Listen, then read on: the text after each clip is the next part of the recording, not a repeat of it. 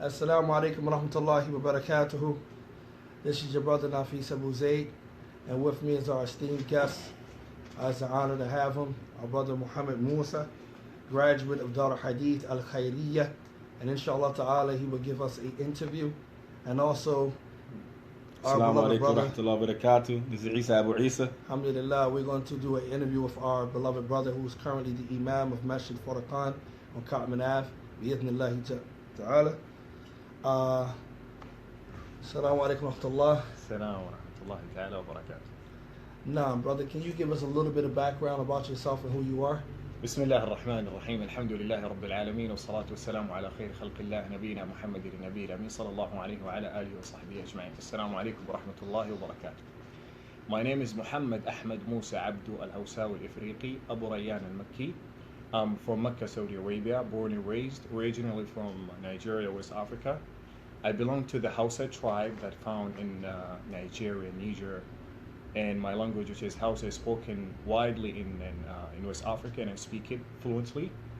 I came to the States in 2012, and I'm currently the imam of Masjid al-Furqaan since 2013. Alhamdulillah. How about some of your academic accomplishments?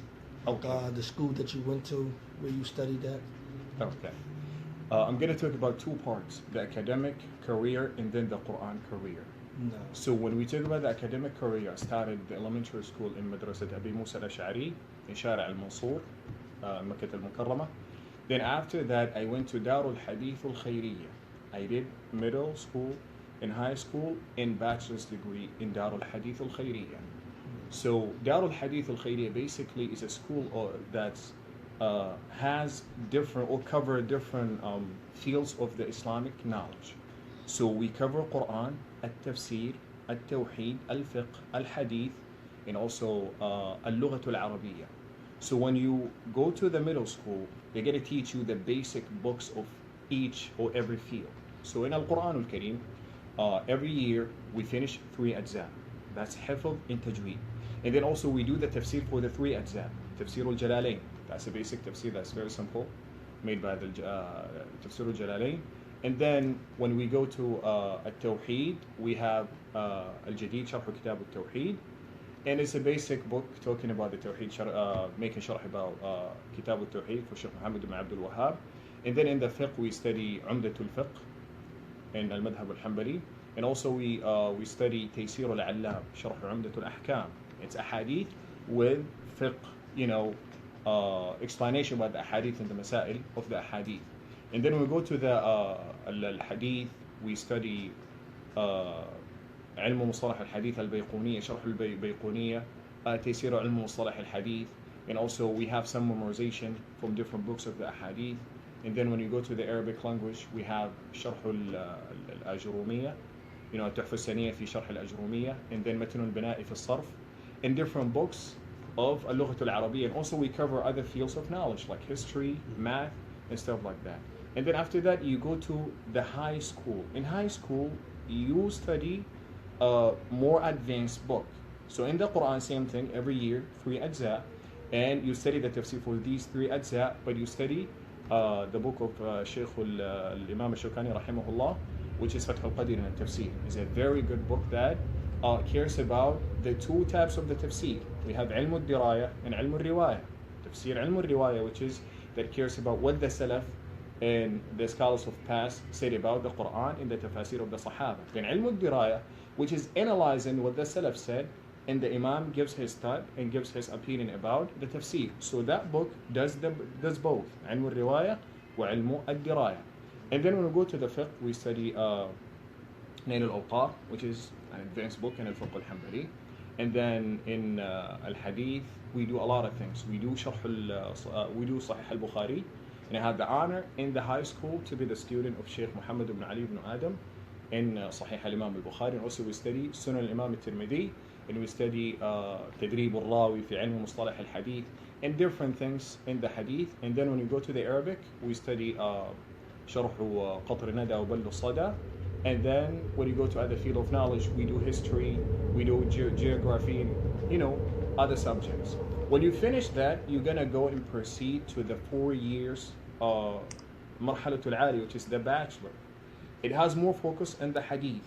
So in that 4 years, we cover 4 books of the Sunan. Sunan al-Imam al-Nasa'i, Sunan al-Imam Abi Dawud, Sahih al-Imam Muslim, and also Sunan ibn Majah. And also we study al-Rijal, al-Ruwa, al-Takhrij, how to analyze the ahadith. And one of the things that we do, before you graduate, you have to submit a research paper about 10 ahadith. You do the takhrij, you analyze the rijal, talk about them, and then find the different sources of the hadith, make the comparison, and give your judgment for the hadith.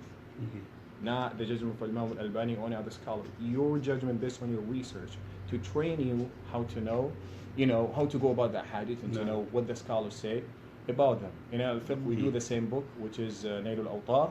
In al-Tafsir, same book, also Fath al-Qadir, and had the honor to have a Sheikh Muhammad al-Amin al-Harari to be my teacher in al-Tafsir, also Sahih Imam Muslim.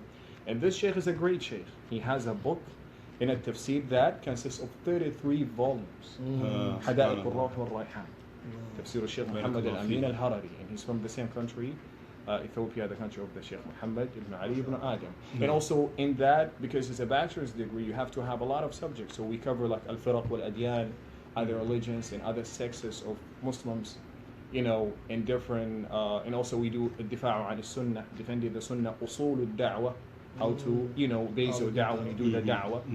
And this is very, very important because unfortunately we have people that have the knowledge, but the way they deliver the knowledge is incorrect. So you need to learn how to do the da'wah and how to deal with people and how to deliver the message of Islam in a way that's acceptable, in a way that's very easy and digestible and understandable.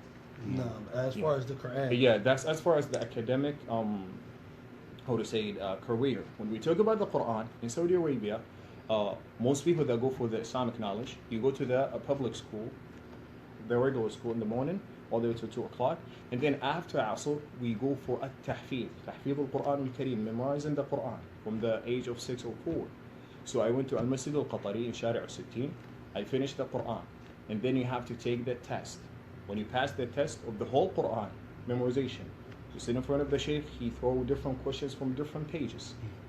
And he tests your memorization. If you go to pass that exam, you become eligible to be admitted to Ma'had al-Arqam ibn Abi al-Arqam in Mecca al-Mukarramah, that's located inside al-Masjid al-Haram. When you go for that Ma'had, for the institution, you study for 2 years. Tajweed and Tafsir, and also the Qira'ah.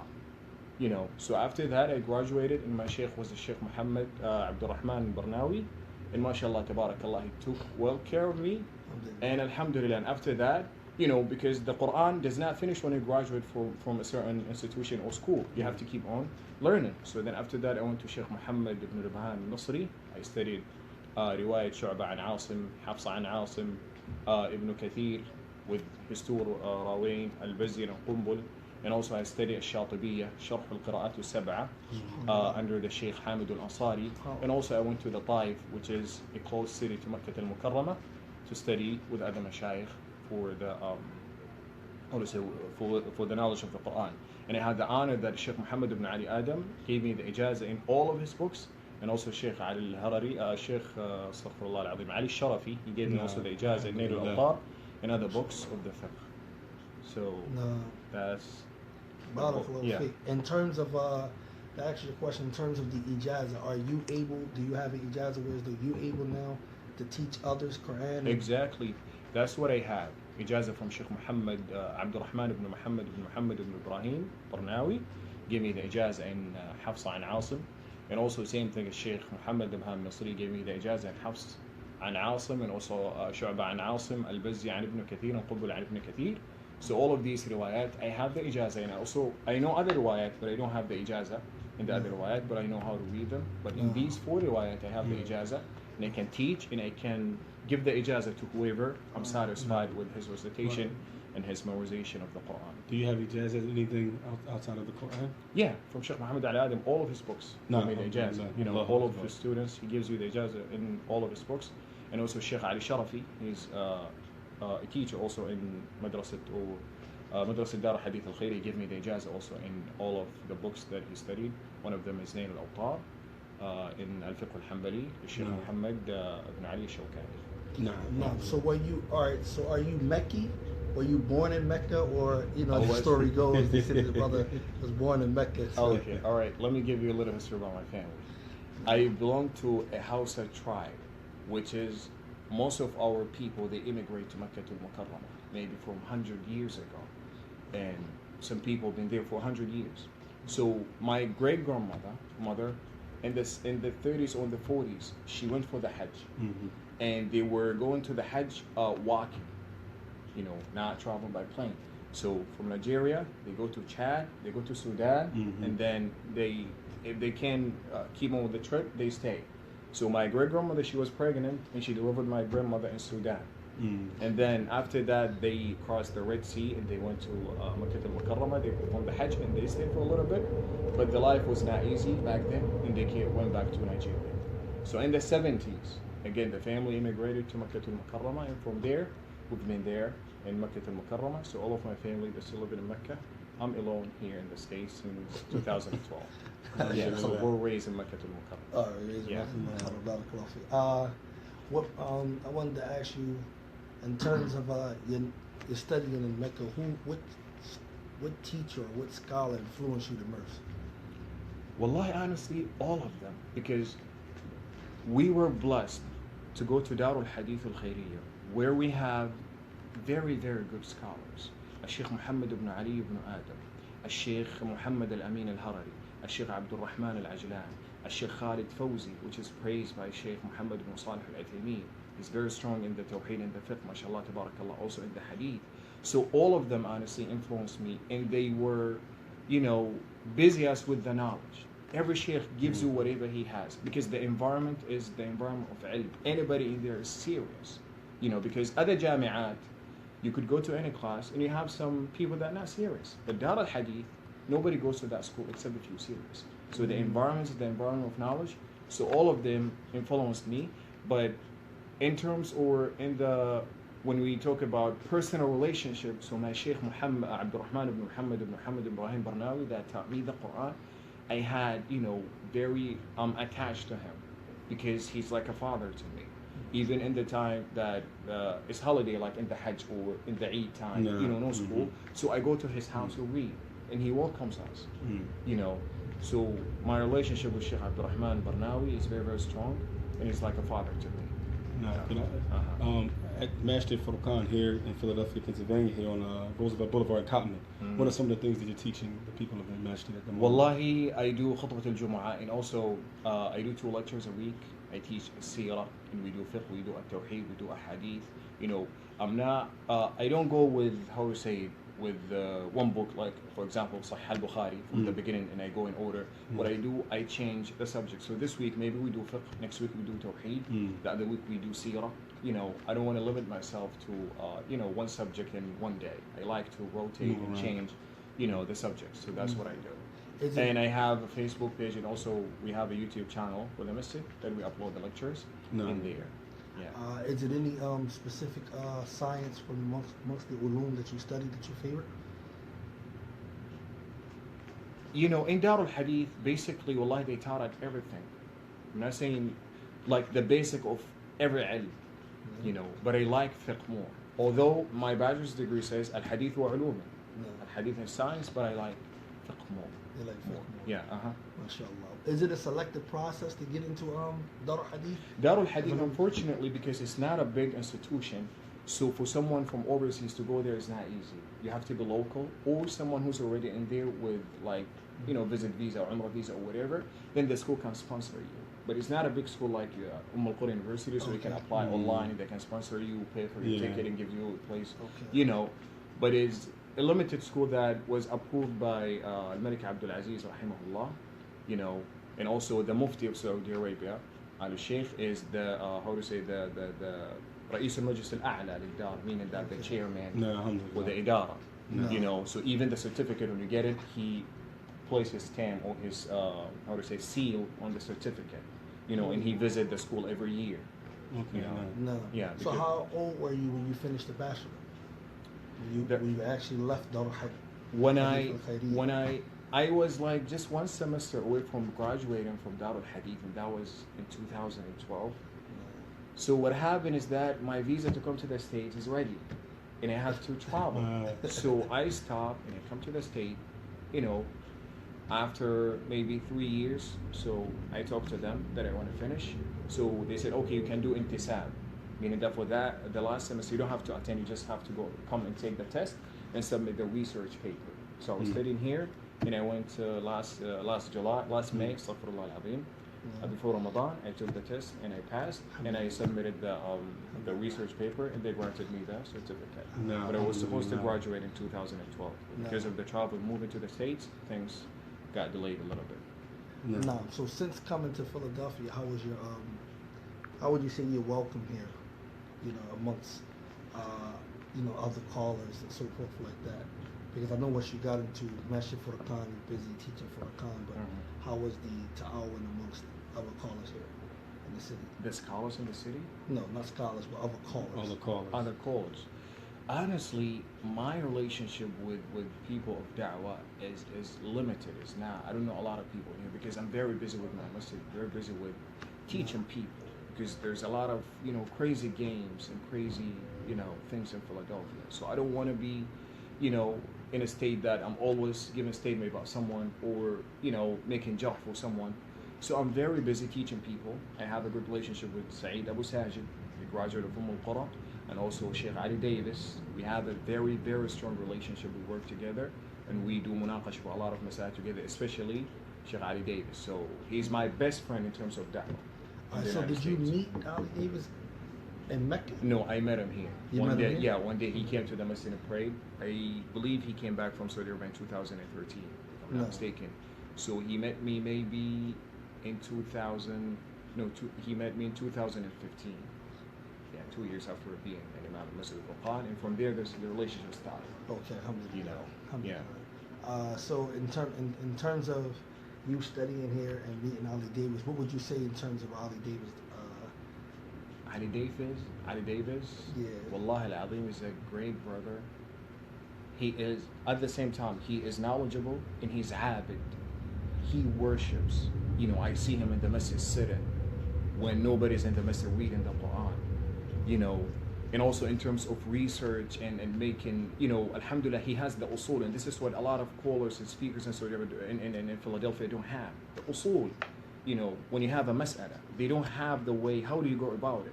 And which books you go to find what the scholars said about them. A lot of speakers in Philadelphia do not know that, but Ali Davis is one of the people that, mashallah, he's well established in the usul of any knowledge, mashallah, tabarakallah. And this is the most important thing about any talib al-ilm. You have to have the usul, being a speaker or is not, because some of them, what they do, they just know how to call mashayikh. I'm not saying this is something bad, this is something that you need. You have to call mashayikh, to call scholars, and a lot of questions that you're going to receive, a lot of them you're not going to be able to answer them. You have to contact the scholars.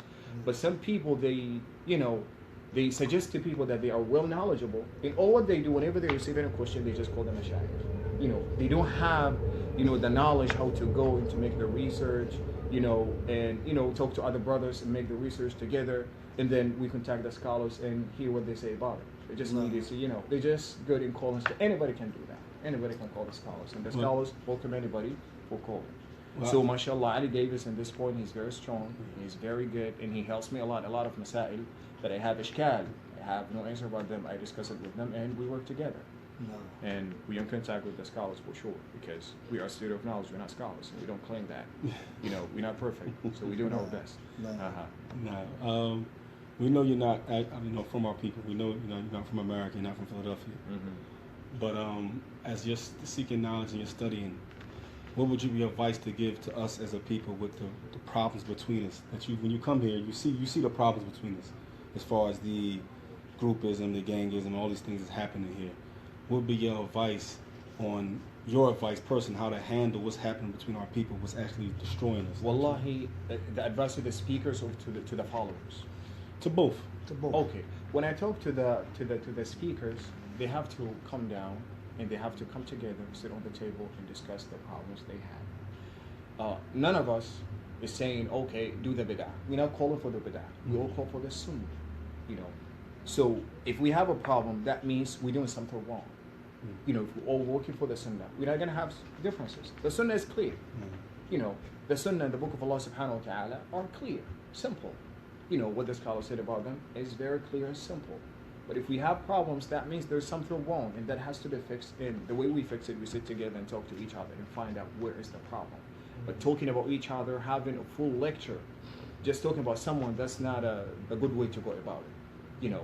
The scholars, all of the Salaf, when you read how they were approaching each other in terms when they have different opinion about anything, they advise each other, they have munadara, they have a debate, they talk to each other. You never advise me, you never seen me. A lot of people saying a lot of things about me, they never met me. No. Let's say I'm doing the bid'ah. Let's say 100% I'm doing the bid'ah. Did you come to me and talk to me and ask me why I'm doing the bid'ah? I may don't know it's a bid'ah. Let's say it's a bid'ah. Maybe I don't know, so you educate me, you advise me, you show me the truth and the right thing, and I'm going to retract it if it's a bid'ah. I'm not claiming perfection. Doing whatever I'm doing, but definitely I'm going to do something wrong. So if you have anything that's wrong, come to me and talk to me, give me the advice. That's for the speakers and those who do the da'wah. And for the followers, just be just and be smart and be open-minded. Listen to both sides. They're telling you don't go to this, don't go to that. Go and listen to him. What is he saying? And ask them why we should not go to that masjid and why we should not go to that imam. What is he saying? And what mawqif al-ulama, what the scholars are saying about what he's saying. Be smart, be wise. Go and ask questions. Approach anyone, and ask him a question. And wallahi al-azim, if you are someone who is upon the sunnah, upon the book of Allah subhanahu wa ta'ala, when someone is calling for the bid'ah, you easily see it, and you easily, find out this person is saying something wrong, But to give a generalization, don't go to this masjid, don't go to that masjid, that's not something that's practiced by the ulama. And there's no any classification, Allah, in Mecca al-Mukarramah, we have no any classification for the masajid. وَأَنَّ الْمَسَاجِدَ لِلَّهِ, masajid are for Allah, go and pray. You have anything that you think is not right, go and talk to these people and find out what they're doing. And we have to base our statements, everything we say, based on the dalil, the proof. You don't have any proof, you don't say anything about anybody. No, so when one of the statements reached you about Cotman Ave being a place of Ahlul Bid'ah, like how did you personally feel? How did it affect you? Wallahi, that does not affect me because I don't care, because I'm here to carry on doing the job of the Prophet, which is delivering the message of Allah subhanahu wa ta'ala and helping people, teaching people Islam. I don't care. They can say whatever they want to say. That's not going to change anything. What I care about is Allah subhanahu wa ta'ala. He knows my heart and he knows for who I'm working. I'm working for his sake. So that doesn't matter. The Prophet Muhammad sallallahu alaihi wasallam, the hypocrites, what they say about him. He didn't care. He kept teaching and he kept, passing and conveying the message of Allah subhanahu wa ta'ala. So I never cared and I never talked about anybody. And I never, had any, I talk generally. I explained the sunnah. I explained what some people doing is not right, but I don't mention names. I don't care. I don't have any personal relationship with them. I never met any one of them. No. But they say masjid al-furqaan is not upon the sunnah. One incident, someone came to the masjid and I gave him an advice about something wrong he's doing. So he said, how are you giving me an advice and you guys have a lot of bid'ah in the masjid? I said, a lot of bid'ah, give me just 3. He said, okay, you guys have some people with beads, the subha. He said, okay, do you know what is the definition of the bid'ah? And also the subha, is there an agreement? اتفاق وإجماع من العلماء, it's bid'ah. Imam al-Albani said it's bid'ah. But the Shaykh Muhammad bin Salih al-Uthaymin said it's khilaf al-awla. You're not supposed to do, you're supposed to use your fingers, but if someone used the subha, it's not doing the right thing. It's not doing, it's not doing the better thing, to put it in the right way. And also, you have to know, is that a bid'ah mukaffira or mufassiqa? And number 2, is it me telling them to use the beads? If anyone walk into the masjid with the beads, he's going to be held accountable for his action. I'm just doing my best to teach them the right thing. If someone does something wrong, it's not my fault. Allah subhanahu wa ta'ala will judge him. I said, okay, let me take this. It is bid'ah. Let me say it's bid'ah. This is one. Give me 23. He couldn't. And I asked him, do you know the definition of the bid'ah? He doesn't know. Because he was just told, this is masjid, the masjid of bid'ah. What is the reason is the masjid of bid'ah? He doesn't know. That's, wallah al-azim, that's pathetic, and that's a sickness. So we ask Allah subhanahu wa ta'ala to guide us all. I would like to ask you this, like something came up before, was mentioned, far as people who are like from this city, like Abu Zayd and myself, and how we have to deal with the particular situation at hand, and how we have to carry out how we're dealing with it, with the videos, or we may have to say the brothers' names and things like that. The way that we have to approach it would be much different than the way you have to approach it. Would you say that's the truth? meaning that you mention names and stuff like that. Yeah, I mean, not just like just mentioning names, but the way that we have to deal within it, the way that we have to confront it.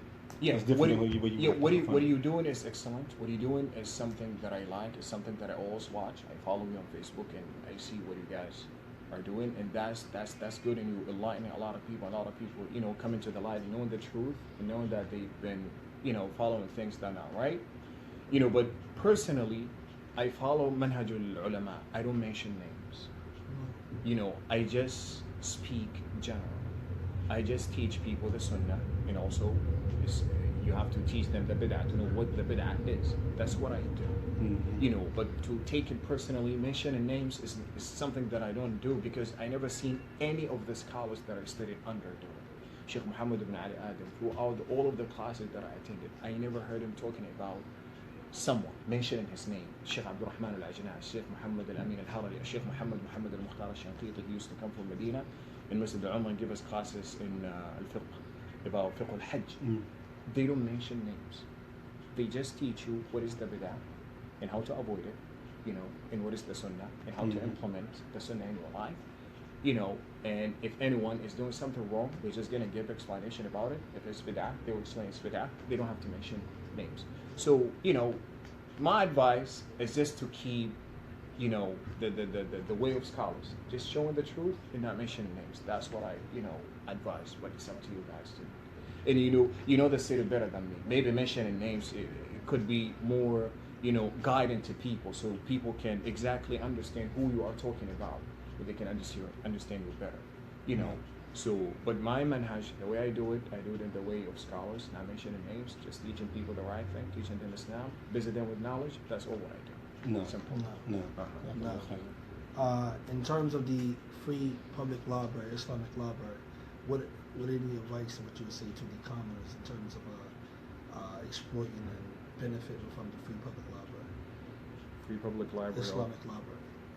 The Islamic library that you're sitting in now that we're conducting the actual interview with. Wallahi, I advise people to come here. Advise people to, it is a great place. I came last Sunday, and mashallah, the people I met here, mashallah, people of Sunnah, and they, love Islam. And so I advise everybody to come to learn, and I follow a lot of your lectures. I don't see any bid'ah. I don't see anything that's against the Book of Allah, the Sunnah of the Prophet Muhammad sallallahu alaihi wasallam. So you guys are doing something perfect, something that's great, something that will be appreciated, but almost something that you'll be rewarded for it in the hereafter. So I advise everybody who is willing to learn, to come to you and to learn from you and to take from you. You're not selling any bid'ah. You're just giving them the Book of Allah and the Sunnah of the Prophet Muhammad sallallahu alaihi wasallam.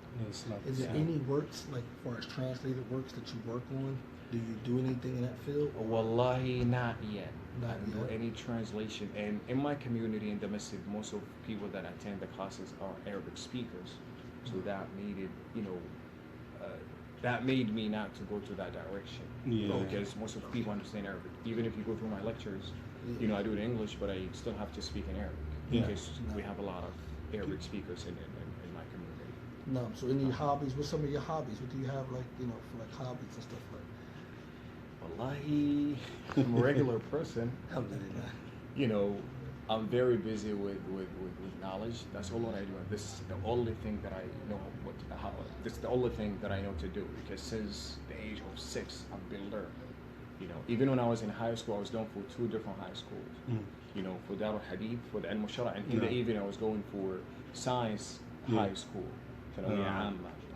No. What do you call it? I don't know what you call it in English. That they teach you math and teach you science, physics, studies. Yeah, so I was doing that in the evening and in the morning. I go to Daarul Hadith. I was very busy. I take the test in 2 different schools at the same time. So my life was very busy with knowledge. So because of that, the thing I do the most is reading.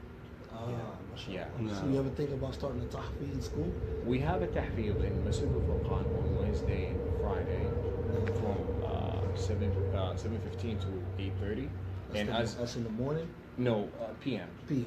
And when because we do it in the winter after Maghrib, between Maghrib and Isha. But now, since the day is very long, we can't do it after Maghrib. It's too late. So we are doing it like an hour and a half, an hour and 15 minutes before Salatul Maghrib.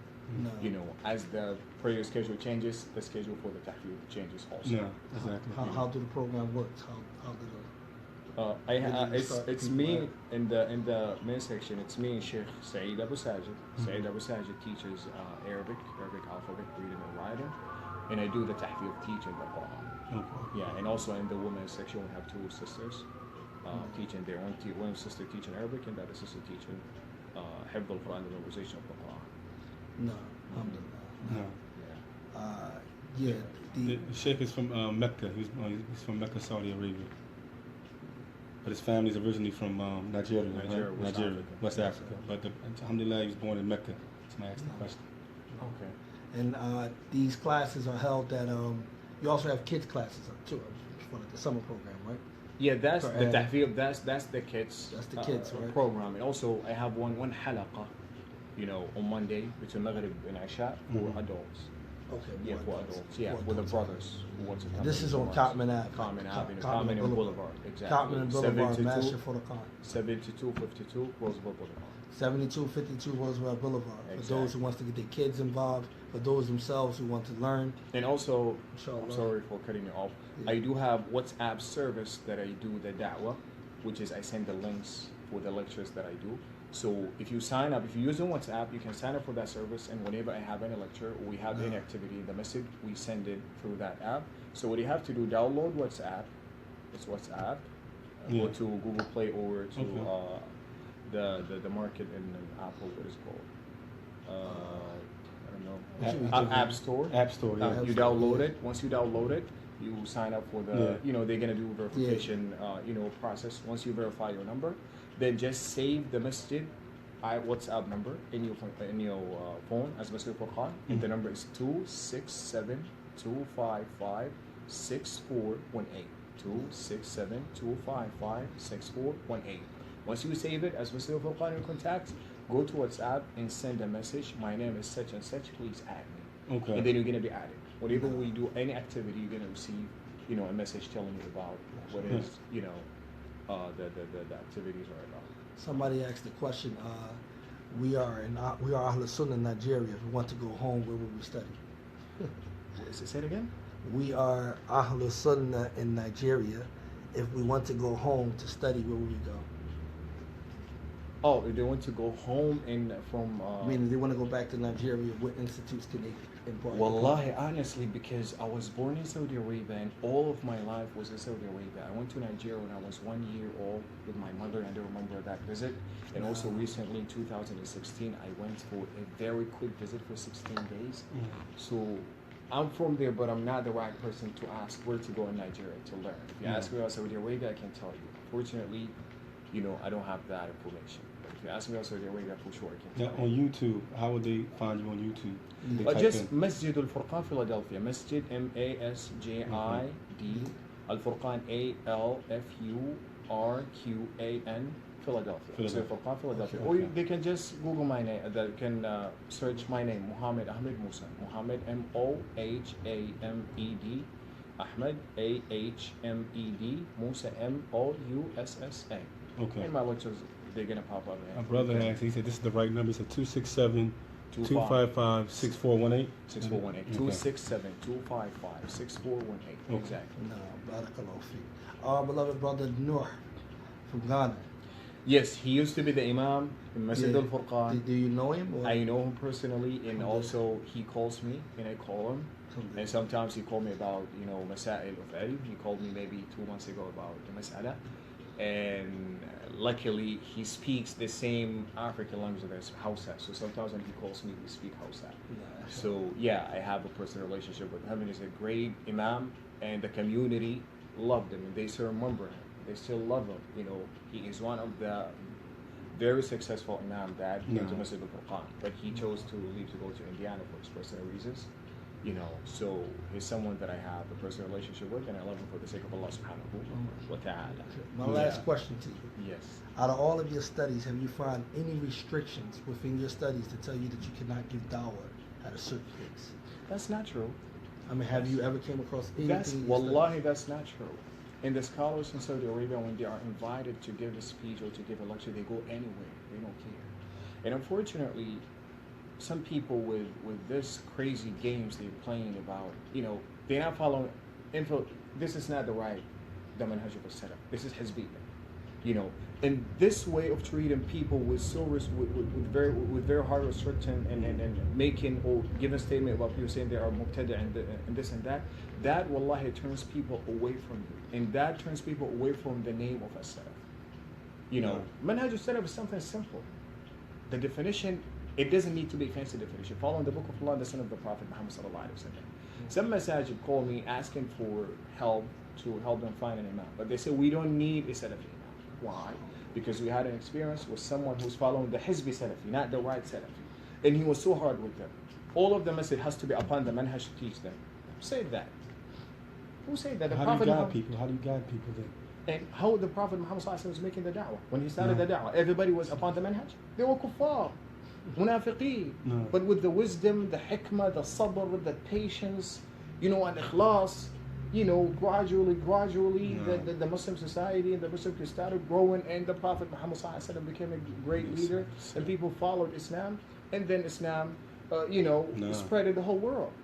So you have to be patient. When I go to a place that they're not upon the Sunnah, I have to be patient. I have to teach them what I know. No. Now when we say this masjid is the masjid mubtada, let's say truly they are part of the bid'ah. Are we going to let them die in the bid'ah, sink in the bid'ah? Isn't it an obligation upon us to go and to teach them the sunnah? So when we say don't go to that masjid, don't talk to the imam, that's not right. We have to go and give them the advice and teach them the sunnah. So this way, we can have everybody doing the right thing. But to isolate ourselves, so that's hizbiyah. That's a gang. It's not, it's not manhaj as-salaf. No. Yes. We'd like to thank the brother, alhamdulillah, for coming out and giving us definitely a little bit of background from himself, as well as, enlightening us, alhamdulillah, in his path for seeking knowledge since the age of 6. May Allah bless him and raise him. I would like to be from amongst his Quran students. I know that. Inshallah ta'ala, to get the Ijazah. Yeah, you inspired us today, brother. Yeah, he just inspired. Alhamdulillah, he definitely inspired us. And like we said, stay tuned for more interviews that are coming soon. As we say, you can reach the brother on WhatsApp. You can reach him on the Masjid Furqaan, Philadelphia. Even on Facebook. On YouTube. Even on Facebook, which is... Just my name, Muhammad Ahmed Musa. That's Muhammad Ahmed Musa. We normally share a lot on Darul. On our Facebook, we share his going live when he go live with his lectures. You can actually follow him on that, or you can go up to Cotman Ave, Cotman Boulevard, and you can benefit from the brother, alhamdulillah, barakallahu fikum. Just as a disclaimer, for some people, the Sheikh, alhamdulillah, he made it clear that the minhaj ulama is to avoid mentioning names. However, as we said before, it's definitely based upon ijtihad from Sheikh Mahmoud Amr, who explained to us that we can use that. However, it's best, and we're not saying that it's best if we avoid names. But however, in the situation that we're in, we use the names, alhamdulillah, so that we can alert the people on what's going on. Barakallahu feekum. And we ask you all, inshallah ta'ala, stay tuned. Jazakallah khair. Alhamdulillah. Assalamu alaikum wa rahmatullah.